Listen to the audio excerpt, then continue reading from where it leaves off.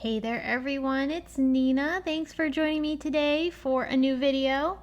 Now, I'm always in the need of birthday cards, but it's always fun when you can make a birthday card extra special by making it interactive.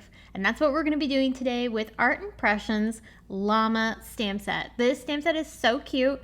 It has a series of different llamas, some fun fiesta-like imagery, and you can really make some cool cards with this. So I'm going to start by stamping this pair of llamas and two of these little accent pieces. I'm stamping them with intense black ink onto Hammer Mill white cardstock, and this is a really great paper for Copic coloring. I'm going to keep the coloring pretty simple, and I'm going to use some Copic markers to color everything in. I'm going to color the llama fur with some gray, and then I did add a little blush to their cheeks with pink. And then for the rest of the llama, I actually colored them with a couple of light browns. To keep the imagery very cohesive throughout the card, I'm going to also use those same browns to color in other areas that I want to have brown, such as this little flower basket. Keeping the colors a little bit more on the limited side helps you give a more balanced look to your card because there's not too many things that are trying to compete with each other. For the cacti, I used a couple of different greens, and then we move on to coloring in these fun elements such as the balloons, the little tassels and pom-poms. These guys are decked out. So I used a variety of different colors, tried to go with a fiesta-like color palette. If you're interested in the Copic markers that I did use, you can find them listed below in the video description or over on our blog. You can find a complete supply list there. I also list all the other products that I'm using today as well, such as the llama set and Simon products that are upcoming here to create our background. So my imagery is colored in and we're ready to die cut this. I have some very low tack tape from Simon's Stamp holding those dies in place while I die cut, and here are my cute pieces. So I'm going to take Simon's Stamp and Stencil mat, and I'll remove that protective film on it so that I can go ahead and stick my paper into that teal box that's going to keep my paper in place. And then I'm going to start sticking my layering stencils on top inside of the black box. I'm also putting a piece of masking paper along the bottom that I freehand cut to create a hillside. I'm going to hold the stencil down along the bottom where that mask is because it's now no longer sticking to the mat. This sticky mat is great because it's going to hold both your stencil and paper in place while you work with it. And that black box is what I'm going to use to line up the next layer of this Mod Layering Leaves stencil set from Simon. I'm using a variety of colors that match really well with the colors that I used in the llamas, decorative accents, and I have all these colors listed below as well or on Simon's blog. So I removed the first stencil after completing the coloring, and then I went back over the white areas just to soften things a little bit. I wanted more of a softer feel for this background. I wanted to kind of recede behind the llamas and not be competing with them. So I lined up the second stencil, and then I'm going to ink blend these cute little medallions over top of my leaves.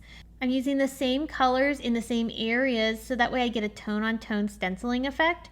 This is really nice because it adds texture to the background but doesn't add a ton of distraction. So once I remove this, you can see how we have those pretty medallions on top of our leaves. So I did remove my paper from the Stamp and Stencil mat, and now I'm going to tape a confetti stencil on top. This is a slimline confetti stencil. And with those same inks, I'm going to go back over those same areas with the same colors to create another tone-on-tone design, but this time it's confetti. And I'm using detail blending brushes for this to help me get into those teeny little areas. And the other thing that I'm going to do to make this part of the background a little bit more interesting is we're actually going to put a little paste on top of this before we remove the stencil. So once I finish ink blending, I'm going to take this clear glitter paste. This is from Brutus Monroe. It's called Fallen Snow. And I'm just going to spread a thin layer of this over top of my confetti. What this does is it adds a little sparkle and it makes it just that much more interesting. It's not super noticeable, but it's just enough to add some movement to the background, which I think is fun. When I cut my mask for the bottom of my card, I had this leftover piece, which I'm just going to use as the reverse to ink blend the ground for my llamas. I chose Perfection ink. I wanted to pull in some of that green because we used that on the cacti and some of the llama decorations.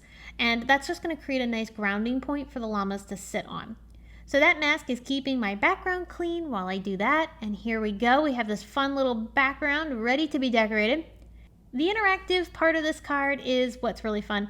I'm using an action wobble to make it. So these are little springs that you can attach to your pieces, and you're going to use the lighter weight end for attaching onto your element that you want to wobble. So the lighter weight plastic is what gets attached to that, and you can put it in any orientation you want.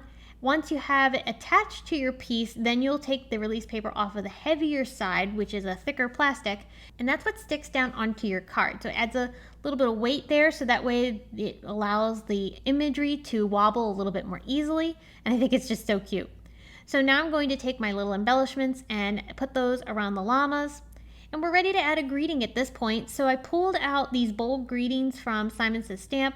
I'm using Happy Birthday, and I'm going to stamp this in orange onto white cardstock. This is going to be the main greeting of my card, but I actually stamped a secondary greeting from the llama stamp set. The llama stamp set had this cute greeting that says, "Another year older, no proud llama." And I thought that was super fun. So I thought I would use that above the Happy Birthday greeting, and that went above the llamas. So here we go. Our card is complete. You can see how fun that action wobble is and how it makes these cute little llamas come to life and really take center stage on this project. I hope you enjoyed watching this video. I hope you got some ideas on how you can use this llama set to make a really festive card. All the products that I mentioned today are linked below in the video description or on our blog, so be sure to check that out if you're looking for anything. And thanks so much for tuning in today. I'll be back soon to share more with you all, but until next time, I hope you have a fabulous day.